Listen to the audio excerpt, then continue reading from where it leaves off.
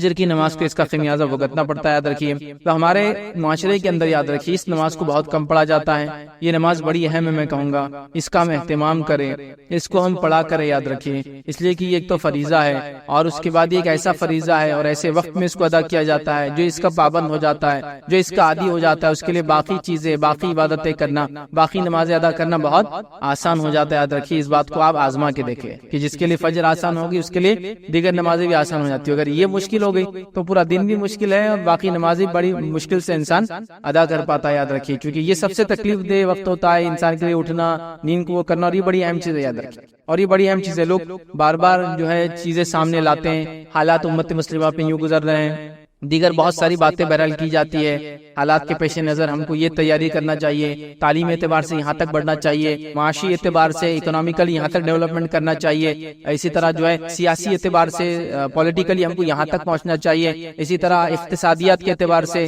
ہم کو یہاں تک پہنچنا چاہیے تو ہم کامیاب ہو جائیں گے، اور پتہ نہیں دیگر کتنے اس میں چیزیں ہیں جس کے بارے میں جس کو وجہ بتائی جاتی ہے ہمارے زوال کی، اور ہم کو وہاں تک پہنچنے کے لیے یہ سب کام کرنا ہے، اور ہم کو حکومت کو، ہم کو قوموں کو، ہم کو زمانے کو یہ بتانا ہے کہ ہم قوم جاگی ہوئی قوم ہیں، ہم سوتے ہوئے لوگ نہیں ہیں، ہم لوگ اپنے حق کے لیے لڑ سکتے ہیں، ہم بھی فلاں ہیں، ہم بھی کسی زمانے میں یہاں کے حاکم تھے، اور یہ ساری باتیں ہیں۔ لیکن ان تمام چیزوں کے لیے جو بھی آپ سبب، جو بھی وجوہات بتاتے ہیں، میں نے ہمیشہ ہر بار یہ حل دینے کی کوشش کی، یاد رکھیے کہ آپ تمام چیزوں کو ایک طرف جانے دیجیے۔ اگر خالی مسلمان توحید پر آ جائے، میں نے اس سے پہلے بھی کئی بار کہا آپ نے، لیکن لوگ بولتے نہیں یہ سب چیزیں چھوڑ کر دوسری باتیں کرو، تھوڑے جوشیلے تو مزہ آئیں گا۔ اگر توحید پہ ہم جمع ہو جائے اور ساری امت مل کے اگر نمازیں ادا کرنے لگے اور صرف فجر کے اندر ہی اٹھ جائے تو یہ قوموں کے لیے، حکومتوں کے لیے کھلا اعلان ہوگا کہ بھائی قوم جاگ رہی ہے، بس اتنا ہی کافی، باقی تو میں کچھ بول ہی نہیں رہا ہوں اس کا آگے۔ اور جب فجر کی کوئی پابند ہو جائے تو باقی ظہر، عصر، مغرب، عشاء انشاءاللہ وہ کوئی بہت بڑا مسئلہ نہیں ہوتا ہے۔ تو میں تو اتنا ہی سلوشن دے رہا ہوں کہ ہم اتنے جلوس جلائس نکال رہے ہیں نبی کی محبت میں، اولیاء اللہ کی محبت میں، ہمارے اگر حقوق مارے جا رہے تو اس کی خلاف ورزی میں، ہماری جانیں لی جا رہی تو اس کے جواب کے اندر، ہمارا خون بہا جا رہا تو اس کا ہم جواب دینا چاہتے ہیں، لیکن جو کرنے کا کام ہے اگر وہ کرنے لگی قوم تو میں آپ کو کہہ رہا ہوں نا، ہم کو کوئی دوسرا جواب، کوئی جلوس اور جلائس اور کوئی اپنے حق کے احتجاج کے لیے کچھ کرنے کی ضرورت نہیں ہے۔ قومیں جب ہم کو فجر میں رات کے وقت اٹھ کر نمازوں کو جاتے ہوئے دیکھیں گی تو یہ خود اعلان ہوگا کہ یہ سوتی ہوئی قوم نہیں ہے، اس کو آپ بہلا پھسلا کر کچھ بھی کام کرا نہیں سکتے، یاد رکھیں۔ لیکن یہ حل،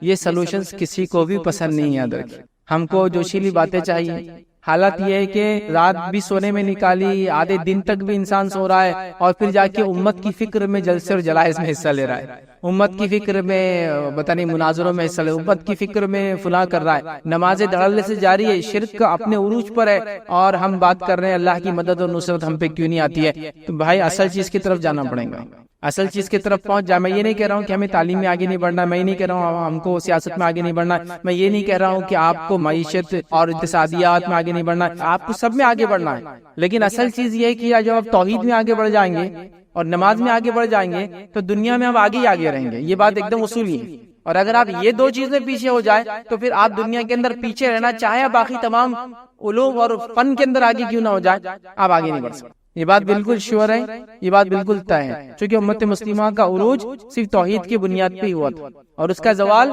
شرک کی وجہ سے ہی ہوا، یاد رکھیے، کہیں بھی کبھی بھی کسی بھی حال میں۔ اور جب توحید کمزور ہوتی ہے تو نماز خود کمزور ہو جاتی ہے، اور دیگر اعمال پھر اس کے بعد نماز کمزور ہو گئی تو خود ہو جاتے ہیں، تو وہ سب ایک دوسرے سے سب کا تعلق ہے۔ تو ہم چاہ رہے باقی ساری چیزوں کو مضبوط کر لے اور انسان جو ہے اپنی توحید کو مضبوط نہ کرے۔ جیسا ایک انسان سوچے کہ میں کمزور ہوں، مجھے تیز چلنا ہے، مجھے فلاں کرنا ہے، اور وہ پیر چھوڑ کے باقی پورے جسم کو بڑا کر لیتا ہے اپنے کسرت کر کے وغیرہ، کہ پیر اگر نہیں چلیں گے تو اس کا جسم بھی اس کو کام نہیں آنے والا ہے۔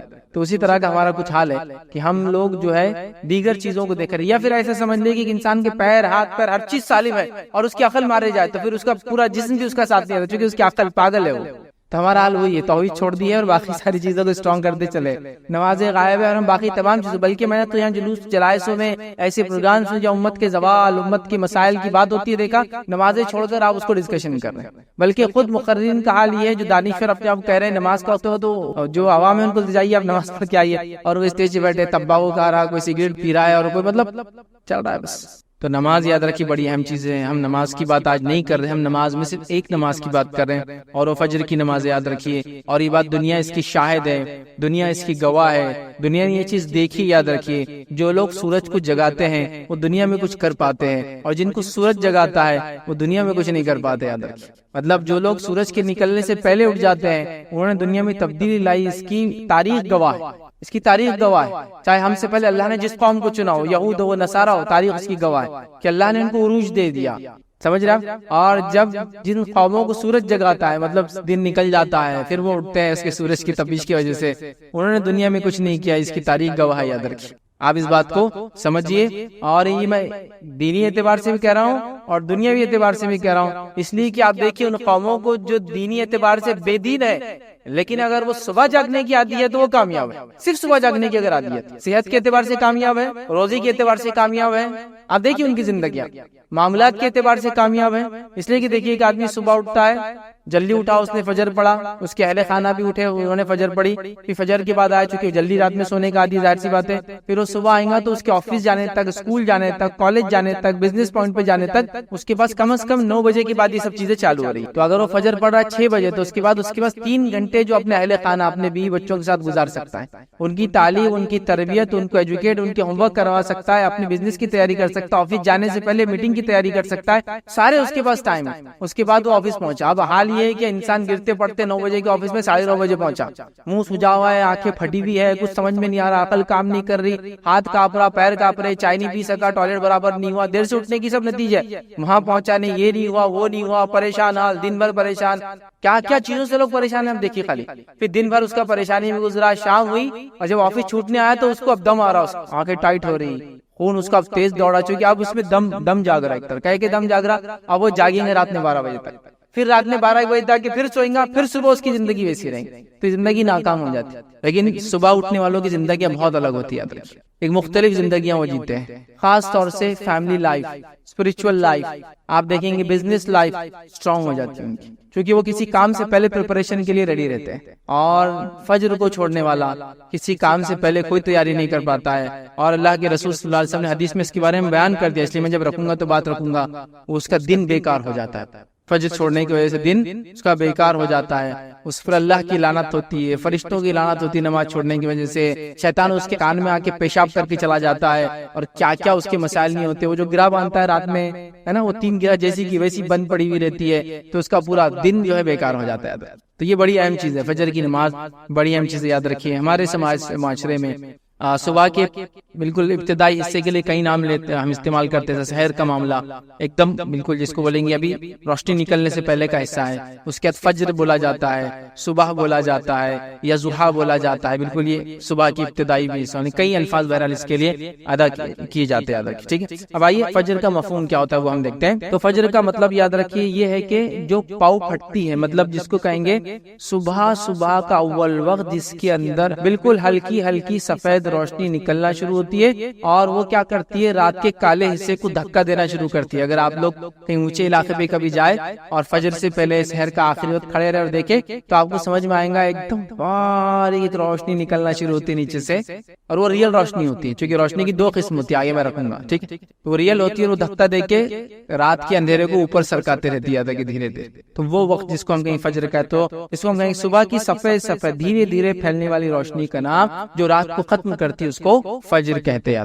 بالکل ابتدا یاد رکھیں۔ تو صبح اٹھ کے ابھی چونکہ ہم لوگ ہر کسی کا علاقہ الگ ہوتا ہے، لیکن اونچے علاقوں میں کبھی آپ رہتے ہیں پہاڑی وغیرہ اور نیچے کی طرف دیکھیں گے تو یہ چیز زمین اور آسمان ملتے ہوئے نظر آتے ہیں، وہاں آپ کو یہ چیز دیکھنے کو ضرور نظر آئیں گی، کیسا وہ نکلتا ہے اور کیسا رات ختم ہونا شروع ہوتی ہے اور دن وہاں اندر جو ہے داخل ہونا شروع ہوتا ہے، ٹھیک ہے۔ اب فجر کا صحیح وقت کیا یاد رکھیے، تو فجر کا صحیح وقت یاد رکھیے وہ یہ ہے کہ سحر کا آخری وقت وہ فجر کی ابتدا ہے، مطلب فجر شروع ہو گئی تو سحر ختم کرنا پڑتی ہے آپ کو۔ رمضان میں یہ ہوتا ہے، ہر کوئی رمضان کے روزے، اس کے علاوہ محرم میں روزے رکھتا ہے 2، اس کے علاوہ ذی الحجہ میں روزہ رکھتا ہے، اور ذی الحجہ کے پہلے ابتدائی 9 روزے ویسے رکھنا سنت ہے، نہ بھی ہو تو 1 روزہ تو کم از کم 9 ذی الحجہ کا ہم رکھ ہی لیتے ہیں، شوال کے 6 روزے ملاتے ہیں، 40 سے 50 روزے ہو ہی جاتے ہیں ایک انسان، ٹھیک۔ تو تب آپ محسوس، وہاں ہم کو لگتا ہے یہ چیز ضروری ہے کہ کب سحر ختم ہو رہی، ویسے آج کل تو ایپس وغیرہ آ گئے تو آسانی ہے، لیکن کسی زمانے میں اتنا آسان نہیں تھا۔ تو فجر کا صحیح وقت کیا ہے، جس کو اللہ رب العزت نے سورہ بقرہ سورہ نمبر 2 آیت نمبر 187 میں کہا فرمایا،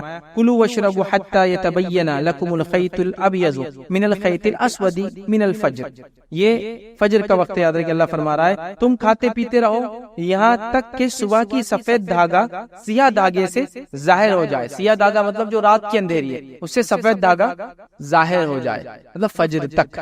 تو فجر اگر شروع ہو جاتی ہے تو سحر ختم ہو جاتی ہے, اور جب تک سحر کا ٹائم ہے تو فجر کا ٹائم شروع نہیں ہوتا, یاد رکھیے. ٹھیک ہے, تو اس بات کو آپ جان لیں. تو یہ فجر کا ٹائم مطلب سحر کا آخری انتہا, فجر کی ابتدا, یاد رکھیے. اسی طرح یاد رکھیے ایک روایت میں نبی اکرم صلی اللہ علیہ وسلم فجر کے 2 قسمیں بتائی, یاد رکھیے. ٹھیک, پہلا آپ نے کیا بتا دیکھیں نبی اکرم صلی اللہ علیہ وسلم نے فرمایا فجر کی 2 قسمیں ہیں. فجر کے 2 ٹائپس, یاد رکھیے, جس کو ہم اپنے عام زبان میں بولتے ہیں صبح صادق اور صبح کاذب, یا فجر صادق اور فجر کاذب اس کو بولتے ہیں. مطلب ریئل فجر اور فیک.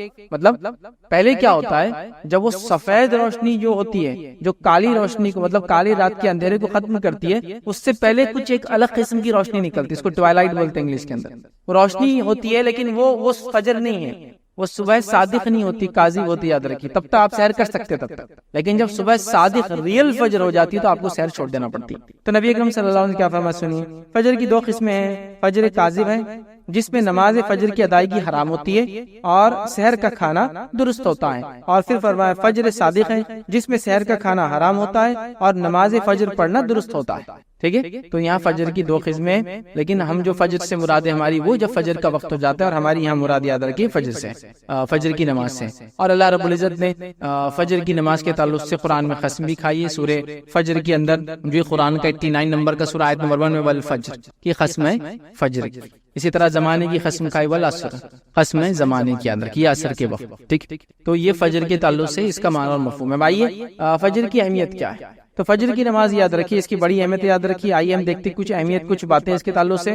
صبح فجر کا وقت بہت ہی برکت والا وقت ہے, یاد رکھیے. نبی اکرم صلی اللہ علیہ وسلم کیا فرماتے, سنن ابن ماجہ کی روایت آپ نے فرمایا عبداللہ بن عمر رضی اللہ عنہما اس کے راوی فرماتے اور کہتے ہیں نبی اکرم صلی اللہ علیہ وسلم فرمایا اے اللہ میری امت کے لیے صبح کے وقت میں برکت عطا فرما.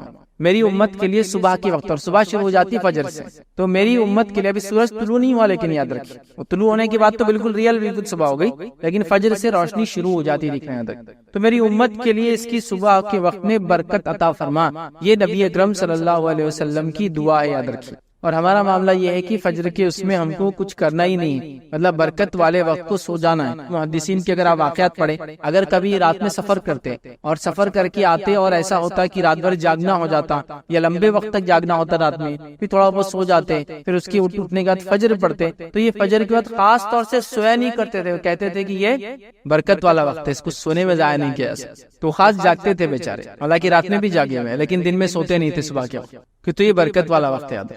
اور اس کی برکتوں کے تعلق سے میں نے آپ کو کہہ دیا نا, آپ سے فجر میں اٹھنے کی تیاری کیجیے اور فجر میں اٹھ کے دیکھیے. اس کے بعد آپ کے معاملات, زندگی کے معاملات, فیملی ریلیشن, رزق میں برکت, کام میں برکت, وقت میں برکت, ہر چیز میں برکت آپ کو خود بخود نظر آتی ہے. وہ آپ فیل کر سکتے, وہ آپ محسوس کر سکتے یاد ہے. لیکن ویسا بولنے سے نہیں ہوگا, وہ کیسا ہوتا ہے وہ میں بھی نہیں سمجھا سکتا ہوں, وہ آپ کریں گے تو آپ کو پتا چلے گا وہ کیسا ہوتا ہے. آپ سمجھ رہے ہیں, جب آپ کریں گے اس وقت اٹھیں گے, اس وقت جاگنا شروع کریں گے, فجر کی نماز پڑھنا شروع کریں گے, اور اس کے بعد سارے معاملات دیکھیں گے. پھر کچھ دن تو فجر کے بعد بور ہونا چالو ہو جائیں گے, آپ اس لیے کچھ کام نہیں رہیں گا, کیونکہ عادت نہیں ہے نا, سسٹم نہیں ہے. گھر میں سب لاشیں پڑی ہوئی رہیں گی, یہاں سے ہوتا ہے سب سو رہے, آپ اکیلے جاگ رہے, تھوڑے دن ہوتا ہے. پھر آپ لوگوں کو منانا شروع کیجیے, سب کو رات میں جلدی سلانا شروع کیجیے, پھر سب کو صبح فجر میں جلدی اٹھانا چالو کر دیجیے. اس کے بعد آپ دیکھیں ایسا لگتا ہے کہ زندگی گھر میں واپس آپ کے لوٹ آئی, تعلقات آپ کی واپس لوگوں سے بن جائیں گے, اور کئی سارے معاملات یاد رکھیں یہاں سے وہاں تک صحیح ہونا چالو ہو جائیں گے. اور جب یہ سسٹم صحیح نہیں ہوتا ہے فجر کا, تو پھر مسئلہ یہ ہوتا ہے کہ کام والا اٹھتا ہے تو بیوی بچوں کی لاشیں بچھی ہوئی رہتی ہے, پھر اٹھ کے کام پہ چلا جاتا ہے, پھر بچے اٹھ کے اسکول چلے جاتے ہیں, تو ابھی باپ بچے ملے ہی نہیں ایک دوسرے سے, بیوی اور شوہر کے کوئی تعلقات ابھی نہیں بنے اب تک, مطلب کوئی ریلیشن نہیں, کوئی بات چیت نہیں, کچھ نہیں. پھر وہ دوپہر کے بعد شام میں گھر لوٹ کے آ رہا ہے, شام میں لوٹ کے آ رہا ہے تو دعوت میں جانا ہے, مصروفیت یہ بچے کھیل رہے, بچے ہوم ورک کر رہے, فلاں کر رہے, یہ کر رہے, وہ کر رہے, پھر وہ دوستوں میں چلا جاتا ہے, یہ گھر میں رہتا ہے, یہ ٹی وی کے سامنے بیٹھے, یہ دوستوں میں چلا جاتا ہے. پھر دیر رات گئے 11-12 بجے, یہ گھر میں داخل ہے, بچے جب تک سو چکے تھے, بیوی جب تک پورا دن ٹی وی دیکھ کر اس کی آنکھیں تھک چکی تھی, وہ بھی اکتا گئی تھی, کوئی آئیڈیاز اب نہیں تھے, شوہر سے کیا بات کرنا سمجھ میں نہیں آ رہا تھا, واٹس ایپ کو دیکھ کے, اس کی نیوزز پڑھ کے, اور یوٹیوب کے پروگرام سے ویڈیوز دیکھ کے آلریڈی پورے ایگزاسٹ ہو چکے تھے. اس کے بعد دونوں آئے اور دونوں پھر سو گئے. تو فجر کا سسٹم آپ کو کئی چیز کو ریوائیو کر دیں گے، آپ کی زندگی میں تبدیلیاں لانا شروع کر دیں، اتنی تبدیلیاں، اتنی زبردست تبدیلیاں کہ آپ اس کو محسوس کر سکتے ہو۔ 2 سے 3 گھنٹے جو آپ کو ملیں گے آپ کے کام سے پہلے، وہ آپ کی لائف چینجنگ ہوں گے، وہ کئی سارے نئے کام کرنے میں آپ کو مددگار ثابت ہوں گے، یاد رکھیں۔ اور کئی سارے کام امت کو کرنا ہے، یاد رکھیے یہ سب سے صحیح وقت ہے اس کے لیے۔ تو صبح میں برکت ہے، یاد رکھیے۔ اور جتنے لوگوں کی تجارتیں صبح ہوتی ہے، ان تجارتوں کو آپ غور کیجیے، ان تجارتوں کو آپ مانیٹر کیجیے، اور ان تجارتوں کی برکت کو دیکھیے، ان کی برکت، ان کے مال میں برکت، ان کے بیوی بچوں کے اندر برکت آپ دیکھیے ہو۔ اچھا، اس کے اندر میں یہاں تک بھی آپ کو کہہ سکتا ہوں، اگر بے دین بھی ہوتا آپ یہ چیز محسوس کر سکتے، صرف اس وقت کی برکت کو لے رہے ہو، لیکن اس کے اندر اگر نماز پڑھ کے کرتے تو اور بھی فائدہ ہوتا۔ ایک انسان دنیا میں آتا ہے، خوش بھی ہوتا ہے، غمگین ہوتا ہے، خوشی بھی ہوتی ہے، مومن بھی ہو تو خوش ہوتا ہے، کافر بھی تو خوش ہوتے ہیں نا، خوشیاں ان کو الگ الگ ملتی ہے دنیا، تو فائدہ تو اٹھا رہے ہیں۔ تو وہ لوگ آپ ان کو دیکھیں گے، ایون وہ لوگ جو مانتے نہیں اللہ پر ایمان بھی رکھتے، وہ بھی اس کا فائدہ اٹھا سکتے اگر صرف فجر میں جاگنا شروع ہوتا۔ اور فجر کی تجارتیں آپ ساری دیکھیے،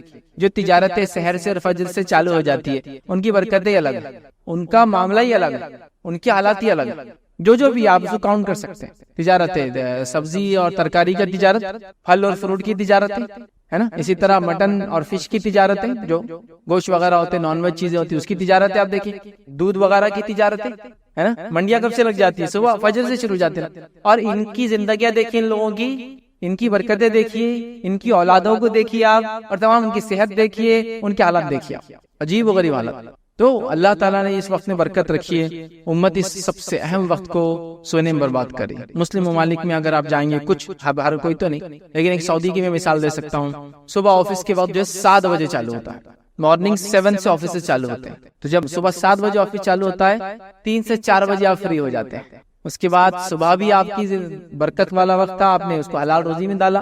اس کے شام میں آنے کے بعد ریکریشنل ایکٹیویٹیز، بچوں کے ساتھ رہنا، کھیلنا کودنا، گارڈننگ، گھومنا پھرنا، اس سب کے لیے آپ کے پاس مغرب تک وقت ہے، عشاء تک وقت ہے، اور اس کے بعد آپ جلدی آپ سو جائے، پھر آپ فجر میں اٹھ جائے، تو آپ زندگی میں دیکھیں گے برکت، پیسے میں آپ دیکھیں گے برکت ہے، اولاد میں آپ دیکھیں گے برکت ہے، اولاد میں برکت ہے۔ جب وہ لوگ وہاں کے ماحول سے نکل کے ہندوستان چھٹی میں آتے ہیں تو بولتے ہیں یار یہاں کی نحوست تو برداشت ہی نہیں ہو رہی، لیکن کچھ دن بعد پھر وہی حال ہوتا ہے، خربوزے کو دیکھ کے خربوزہ رنگ بدل لیتا، پھر یہ بھی سوتے پڑا، مطلب لاشیں پھر بچھی ہوئی صبح کے وقت، سب پڑے مردار کی حالت، لیکن وہ محسوس کر سکتے ہیں وہ زندگی، اس کی چہل پہل، اس کے فائدے۔ تو یہ دیکھیے آپ اس چیز کو، آپ کے مثالیں ہیں۔ بہرحال دوسرا ہم دیکھتے ہیں اللہ کے پاس فرشتوں کی گواہی، یاد رکھیں، صحیح مسلم کی روایت ہے، ابو ہریرہ رضی اللہ عنہ اس کے راوی فرماتے ہیں، نبی اکرم صلی اللہ علیہ وسلم فرمایا، تمہارے پاس رات کے فرشتے اور دن کے فرشتے آگے پیچھے آتے رہتے ہیں، یعنی حفاظت کے لیے آتے ہیں، اور جو بھی ریکارڈ کیپنگ کے لیے آتے رہتے ہیں، اور نماز فجر اور نماز عصر میں جمع ہو جاتے ہیں، مطلب دونوں آ کے شفٹ چینج کرتے جمع ہو جاتے ہیں، پھر چڑھ جاتے ہیں۔ وہ فرشتے جو رات کو تمہارے پاس تھے، تو جو رات میں تمہارے پاس تھے اوپر کی طرف چڑھ جاتے فجر میں، یاد رکھیے۔ اور اللہ ان سے پوچھتا ہے، حالانکہ اس کو خوب معلوم ہے کہ کیا ہوا ہے، تم نے میرے بندوں کو کس حال میں پایا، مطلب وہ کیسے تھے، تو وہ عرض کرتے ہیں اللہ جب ہم نے ان کو چھوڑا تو جب یہ نماز پڑھ رہے تھے، یعنی صبح کی نماز پڑھ رہے تھے، اور جب ان کے پاس گئے تھے تو نماز پڑھ رہے تھے، مطلب فرشتے عصر میں آئے تھے، فجر میں گئے، تو بولتے ہیں جب ہم آئے تھے تب بھی وہ نماز میں تھا، اور جب ہم چھوڑ کر گئے تب بھی نماز میں تھا، کیونکہ عصر میں آتے ہیں، ٹھیک ہے، اور فجر میں چلے جاتے، تو فجر میں نئے آتے جو عصر تک رہتے ہیں۔ تو جو آنے والے کیا بولتے ہیں، جب ہم آئے تھے تو جب یہ نماز پڑھ رہا تھا، اور جب ہم گئے تب بھی نماز ہی پڑھ رہا تھا، حالانکہ اللہ کو یہ چیز معلوم ہے۔ تو فجر اور عصر کی نماز کی دیکھیے اہمیت اس روایت سے پتہ چلتی ہے، فرشتوں کی گواہی کا وقت ہوتا ہے، اللہ کے پاس ہمارے اعمال لے جاتے ہیں، ہم نماز کی حالت میں ہو تو کتنا فائدہ ہے۔ اسی طرح ہم دیکھتے ہیں روز قیامت کامل نور کا وعدہ ہے ان لوگوں کے لیے جو فجر کی نماز پڑھتے۔ آئیے سنن نبی داؤد کی روایت ہے، نبی اکرم صلی اللہ علیہ وسلم نے فرمایا کہ خوشخبری دو قیامت کے روز کامل نور کی ان لوگوں کو جو اندھیروں میں مسجد کی طرف چل کر آتے ہیں، خوشخبری دو ان لوگوں کو کامل نور کی روز قیامت ان لوگوں کو جو اندھیرے میں نماز کے لیے مسجد کی طرف آتے ہیں۔ اور ظاہر سی بات ہے اندھیرے میں نماز کے لیے مسجد جب انسان آتا ہے وہ فجر کا وقت ہوتا ہے اور اندھیرا ہوتا ہے، اور نبی اکرم صلی اللہ علیہ وسلم کے زمانے میں لوگ اندھیرے کے وقت نماز کے لیے جاتے تھے، مطلب فجر بہت اول وقت پڑھتے تھے، اور روایت میں آتا ہے کہ نبی اکرم صلی اللہ علیہ وسلم جب نماز پڑھ کر بھی نکلتے تو اندھیرا ہوتا تھا۔ سمجھ میں آ رہی ہے بات؟ ہمارے پاس کیا ہوتا ہے معلوم آپ کو کہ مسجد میں جاتے بہت سے لوگ اور لائٹیں بند کرتے تھے، میرے نبی اکرم صلی اللہ علیہ وسلم نماز اندھیرے میں پڑھتے تھے، پھر تو تم دن میں 12 بجے اٹھ کے لائٹیں بند کر کے اندھیرے نماز پڑھ لو۔ اس کا معنی کیا ہے؟ اس کا معنی یہ ہے کہ اس زمانے میں لائٹیں وغیرہ نہیں ہوتی تھی اول وقت میں، تو ہم تو وقت سب سے آخری اختیار کرتے فجر کے لیے، لیکن لائٹ بند کر کے سنت پہ عمل کرنے کا پلان پورا رہتا ہے کہ اندھیرے میں فجر کی نماز ہو رہی۔ کئی وقت دیکھا میں نے کہ فجر کا وقت ختم ہو رہا 15 منٹ بعد، اس سے 15 منٹ یا 10 منٹ پہلے جماعت ہوتی ہے، روشنی اندر آتی ہے تو بولتے لائٹیں بند کر دو، لائٹیں بند کر کے بولے اندھیرے میں نماز پڑھنا، یہ معنی نہیں ہے اس کے کسی بھی حال میں، ٹھیک ہے۔ بہرحال اسی طرح ہم دیکھتے ہیں روز قیامت کامل نور کا وعدہ، اسی طرح فجر کی نماز جو ہے منافقوں پر بھاری ہوتی ہے۔ آئیے نبی اکرم صلی اللہ علیہ وسلم کیا فرمایا، اور ابی بن کعب رضی اللہ عنہ جو اس کے راوی کہتے ہیں، مسند احمد کی روایت ہے، نبی اکرم صلی اللہ علیہ وسلم نے صبح کی نماز پڑھائی اور پھر ہم سے پوچھا فلاں آدمی حاضر ہو، مطلب فلاں آدمی کو بھیجو. لوگوں نے کہا وہ نہیں ہے. پھر آپ نے فرمایا فلاں آدمی کو حاضر کرو میرے پاس. لوگوں نے فرمایا وہ بھی نہیں ہے، بھی مطلب مسجد پہ نہیں موجود تھا فجر کے بعد. پھر آپ صلی اللہ علیہ وسلم فرمایا فلاں آدمی کو میرے پاس بھیجو. لوگوں نے کہا اللہ کے رسول صلی اللہ علیہ وسلم وہ بھی موجود نہیں ہے. نبی اکرم صلی اللہ علیہ وسلم نے فرمایا بے شک یہ دو نمازیں، مطلب عشاء اور فجر، یہ دو نمازیں منافقوں پر بڑی بوجھل ہوتی ہے، بھاری ہوتی ہے، مشکل ہے ان کے لیے پڑھنا. اگر وہ جان لے کہ ان دو کا جو ثواب کیا ہے تو ان کی ادائیگی وہ ضرور کریں گے اور اس کی ادائیگی کے لیے آئیں گے، اگرچہ ان کو اپنے کمر کے بل گھسیٹ کے کیوں نہ آنا پڑے یا اپنے کمر کے بل کھسک کے کیوں نہیں آنا پڑے. مطلب ایک آدمی جب چل نہیں سکتا تو کیا کرتا ہوں، پیروں میں طاقت نہیں رہتی تو اپنے پیر کو اور کمر کو اٹھا کے ہاتھ کے بل آگے ٹیکتا، پھر پیر آگے لے جاتا ہے نا. تو وہ اپنے کمر سے چل کر آنے کی کوشش کریں گے نماز کے لیے. تو آپ نے فجر کے آواز دی، 2-3 لوگوں کو، لوگوں نے کہا نہیں ہے، تو کہا دو نمازیں بڑی بوجھل ہے منافق کے لیے، فجر اور عشاء. یاد رکھ، ٹھیک ہے.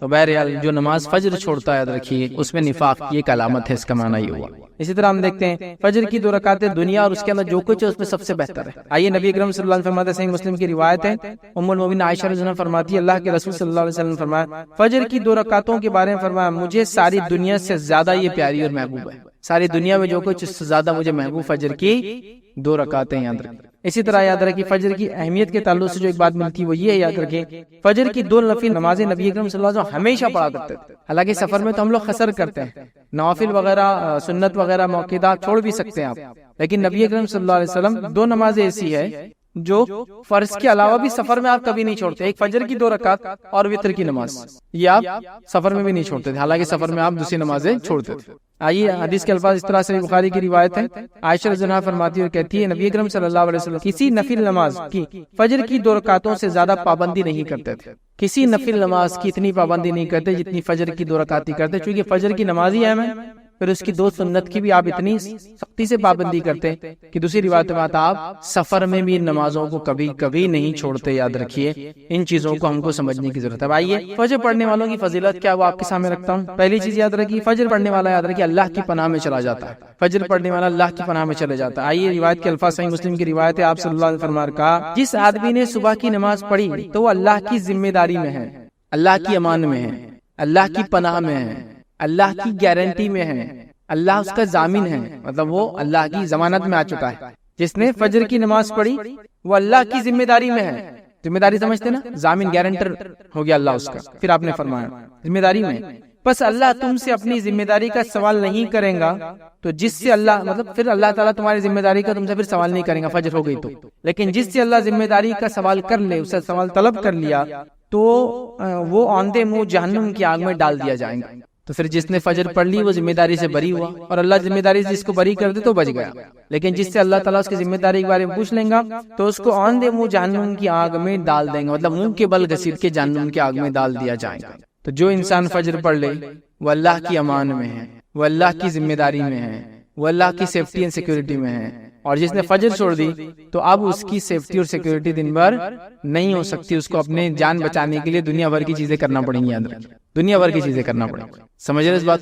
یہ بات بڑی سمجھنے کی. یاد رکھیں. تو میں نے جو بات شروع میں کہی تھی کہ ہم لوگ اپنی جان، اپنے مال، اپنی عزت، اپنی آبرو، اپنے خون کے لیے پریشان ہے نا. تو میں نے اس لیے کہا تھا نا کہ فجر اگر ہونا شروع ہو جائے تو ایکچولی ہم اللہ کی ذمہ داری میں آ جاتے ہیں. اور جب اللہ ذمہ داری لے لے کسی قوم کی، کسی بندے کی، کسی گروہ کی، کسی جماعت کی، پھر کون اس کو ہاتھ لگا سکتا؟ بتائیے کون اس کو ہاتھ لگا سکتا؟ اور یہ شام تک پناہ میں اللہ کی، رات تک اللہ کی پناہ میں، پھر صبح فجر اس نے پڑھ لی، پھر اللہ کی پناہ میں چلا گیا، اللہ کی ذمہ داری میں چلا گیا. آئیے دوسری یاد رکھیے اس کی فضیلت کیا ہے.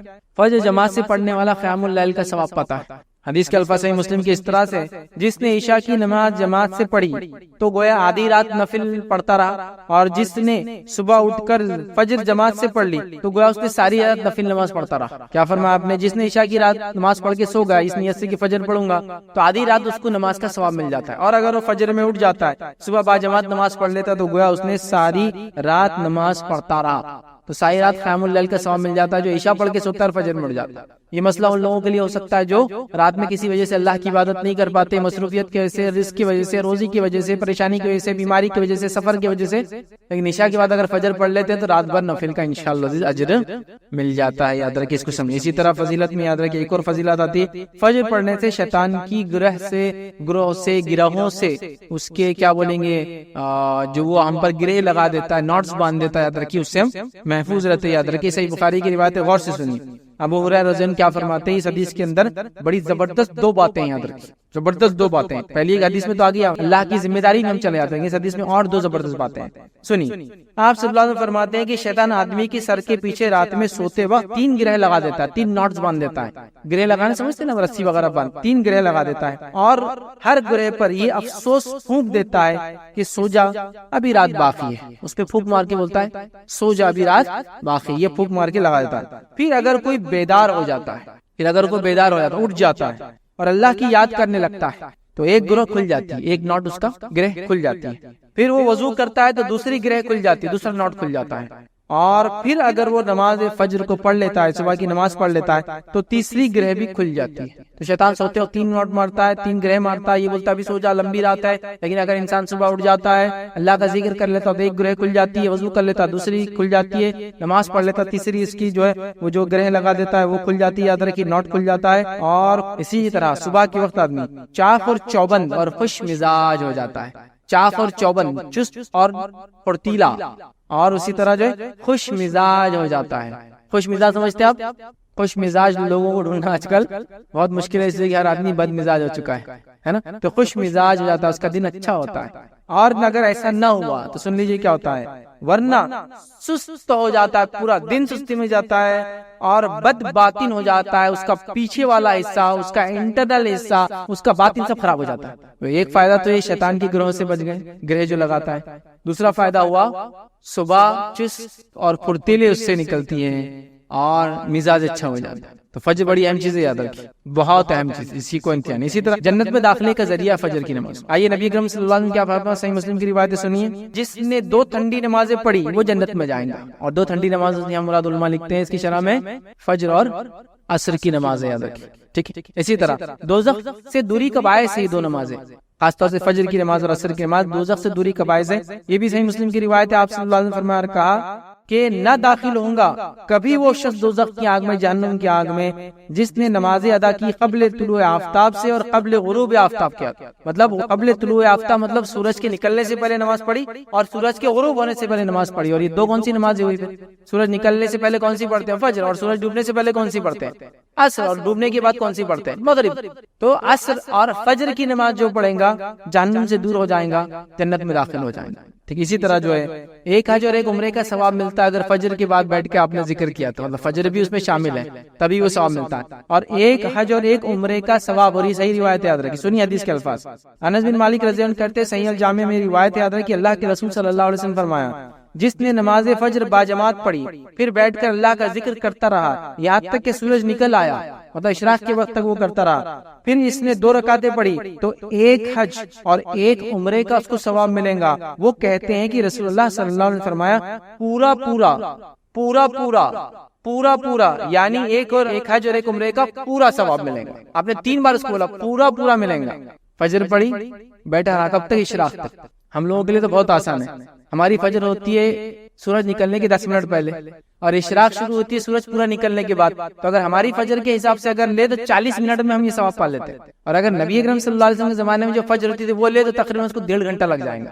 سمجھ رہے ہیں بات؟ تو اگر اتنا وقت انسان نے 1.5 سے 2 گھنٹہ، ہمارے حساب سے 1 سے 1.25 گھنٹہ، 40 منٹ جو بھی ہے لگا لے، پورا پورا ایک حج اور ایک عمرے کا ثواب۔ فجر کے بعد دیکھیے خالی ذکر کرنے کا ہی فائدہ ہے، فجر خود اپنے آپ میں کتنے انگنت فائدے لیے ہوں گی، تو وہ چیزیں جو بتائی جا رہی، لالچ ہم میں پیدا ہو، خوف ہمیں آئے، ہم عمل کی طرف راغب ہو، ورنہ اس کے تو انگنت اجر اور ثواب ہے جو شاید روز قیامت ہی ہم کو دیکھنے کو ملیں گے۔ چلیے آئیے اسی طرح جو ہے نبی اکرم صلی اللہ علیہ وسلم ایک فائدہ کیا بیان کرتے ہیں، غور سے سنیے اس کو، صحیح بخاری کی روایت ہے، بڑا زبردست فائدہ، اور یہ الٹیمیٹ گول ہے، یہ حدیث میں جو بات آ رہی ہے الٹیمیٹ گول ہے میرا اور آپ کو معلوم ہے جہنم میں جو لوگ جائیں گے ان کے لیے سب سے بڑا عذاب کیا ہوگا، اور جنت میں جو لوگ جائیں گے ان کے لیے سب سے بڑی نعمت کیا ہوں گی؟ کوئی آدمی بولیں گے جہنم والوں کرے تو جہنم کا عذاب بھی سب سے بڑا عذاب ہے، نہیں. اور جنت میں جو جائیں گے وہ جنت کی نعمت ہے سب سے بڑی، ان کے لیے فائدے کی چیز ہے، نہیں. جہنمیوں کا سب سے بڑا عذاب یہ ہوگا کہ وہ اپنے بنانے والے رب کو کبھی دیکھ نہیں پائیں گے، یہ ان کے لیے سب سے بڑا عذاب.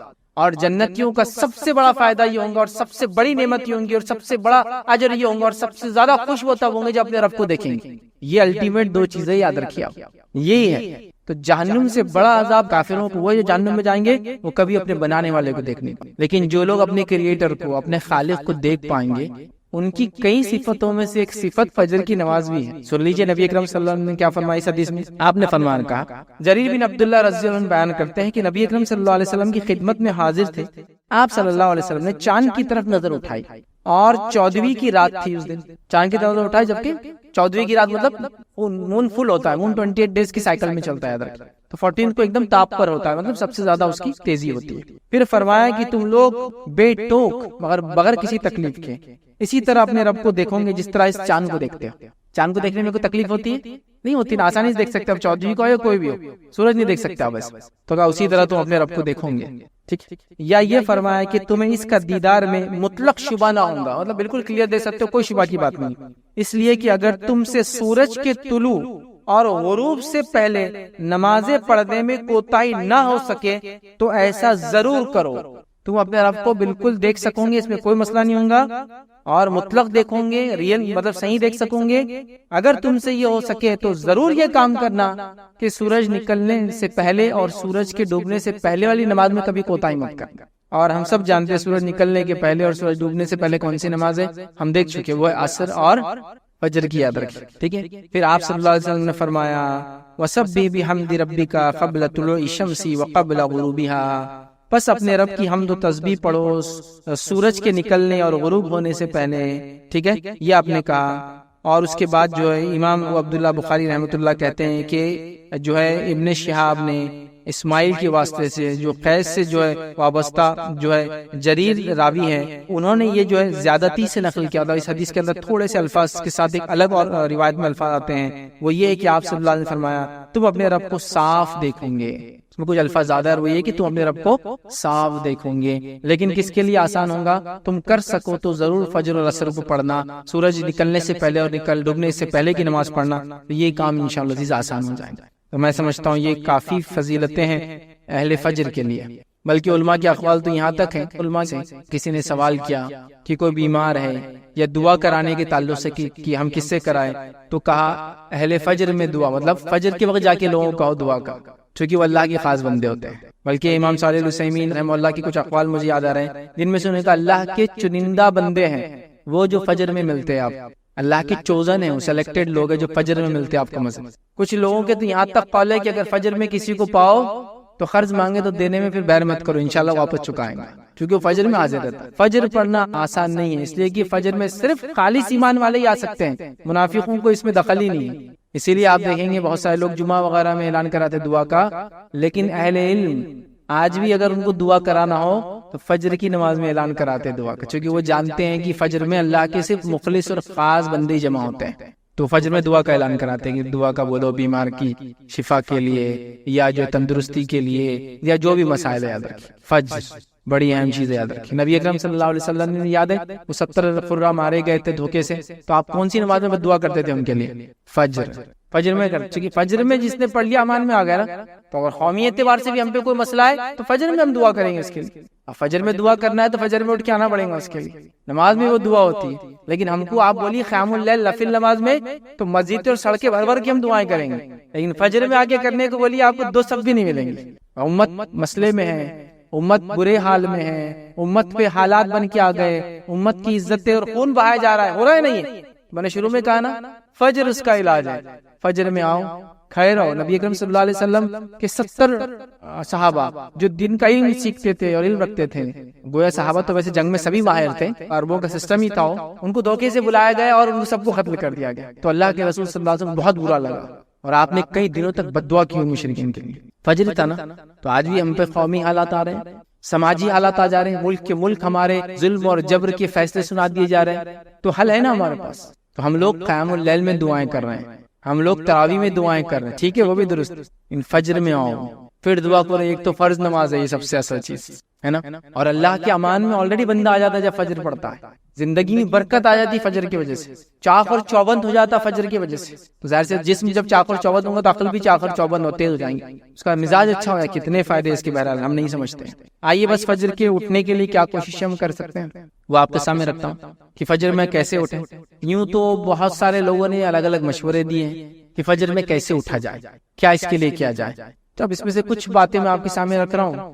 کچھ باتیں آپ کے علاقے میں مشہور ہوں گی، کچھ اور بھی باتیں آپ کو کچھ اور لوگ بتائیں گے. ڈیپینڈ ہے، کوئی بھی چیز کوئی وہ نہیں ہے کہ بھائی اس کی کیا دلیل ہے قرآن سنت سے. بس یہ مشورے کے طور پر ہے کہ فجر میں اٹھنے کے لیے ہم کیا کر سکتے ہیں. ٹھیک، تو آئیے فجر پڑھنے کے لیے ہماری کوشش کیسی ہونی چاہیے. تو پہلی چیز، ہم پختہ نیت کے ساتھ رات میں سوئے کہ فجر پڑھنا ہے یا فجر پڑھنا ہے. پختہ نیت کے ساتھ سوئے. ہمارا حال کیا ہے، ہم جب سو رہے تو ہم کو ایسا یاد ہی نہیں کہ صبح کوئی نماز ہے. سیدھا آفس ہے صبح، کام ہے صبح، اسکول کالج ہے صبح. ارے صبح نماز ہے بھائی. تو پہلے لگتا ہے پختہ ارادہ، عزم. سمجھ رہے آپ، یہ سب سے اہم چیز ہے فجر کے لیے. اس کی تیاریوں میں پہلا کام کیا کرنا ہے، پختہ ارادہ. چونکہ ہر عمل سے پہلے انسان کا ارادہ ہوتا ہے. وہ جو ارادہ جتنا پختہ ہوتا ہے اس کے بعد کا عمل اتنا مضبوطی سے کرتا ہے. تو پہلا ایک نیت کر کے سوئے کہ فجر میں کو اٹھنا ہے. آپ کو بول سکتا ہے یہ تو پھر روز کی نیت ہے، لیکن کبھی اٹھتا نہیں. وہ پکی نیت نہیں ہے. وہ بس ایسی ایک وہ ہے کہ چلو اب مر گئے تو فرشتے آئے تو کم سے کم بولنے کو نہ کہ فجر کی ارادے سے تھا، وہ نہیں چلتا. نیت جب ہم بول رہے ہیں تو اس کے پیچھے اعمال بھی لگے ہوئے ہوں گے. تو پختہ ارادے کے ساتھ سوئے کہ پختہ نیت کے ساتھ سوئے کہ فجر میں اٹھنا ہے. دوسرا، کوشش کریں اگر آپ بہت زیادہ کام کرتے ہیں جس سے آپ تھک جاتے ہیں اور رات میں نیند بہت زیادہ آتی ہے تو قیلولہ کا سسٹم رکھیں آپ. مطلب دوپہر میں تھوڑا سا آرام کریں. دوپہر میں تھوڑا آرام کیا کرتا ہے، آپ کو ایک ریفریش کر دیتا ہے. پھر سے آپ کی اس کے اندر توانائی، جوش اور طاقت لا دیتا ہے. جس کی وجہ سے ہوتا ہے کہ آپ ایک بریک لے رہے ہیں. مطلب آپ پورا کنٹینیوس کام کے بدلے ایک بریک کے ساتھ کام کر رہے ہیں. سمجھا؟ جس سے ہوتا یہ ہے کہ آپ نے صبح سے آدھے دن تک کام کیا، پھر بریک لے لیا، پھر وہاں سے کیا تو آدھے دن کا کام ہی ہوتا ہے. لیکن پورا دن کر کے آپ سوئیں گے تو تھکان زیادہ ہوتی ہے. تو قیلولہ کا بھی سسٹم آپ اس میں اڈاپٹ کر سکتے ہیں. خاص طور سے شدید گرمی کے اگر دن ہو. سردی میں تو یہ زیادہ مسئلہ نہیں ہوتا، گرمی وغیرہ ہو. عرب میں یہ بہت ہوتی گرمی، یاد رکھیے سال بھر ہی ہوتی ہے تقریباً. تو بہرحال قیلولہ کا ایک سسٹم ہو سکتا ہے جس سے آپ کے دن کی تھکان کچھ حصہ بانٹ دیتے ہیں، اس کو ختم کرنا. تیسری چیز کیا ہو سکتی ہے، رات میں جلدی سویا. رات میں جلدی سوئے ایک دم نارمل بات ہے، اس کے لیے بہت زیادہ ڈسکشن کی ضرورت نہیں کہ جلدی سوئیں گے تو جلدی اٹھ سکتا ہے. سمجھ رہے ہیں بات کو.